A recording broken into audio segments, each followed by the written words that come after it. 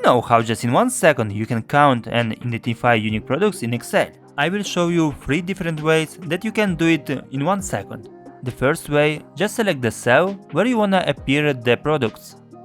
Write equal, unique, select all the cells with our products and press enter.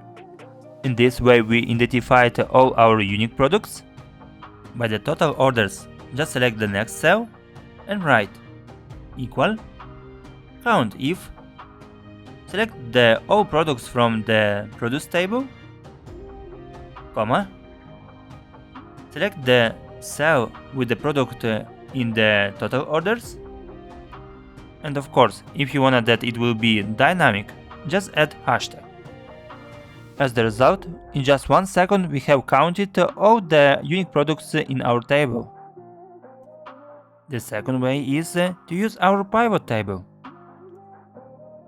You have to select the table with our data, go to Insert and click on the pivot table. Click Enter and select the buyer and produce by the pivot table fields. Drag the buyer to the filter section and produce to the values section. Just in 1 second we got our result.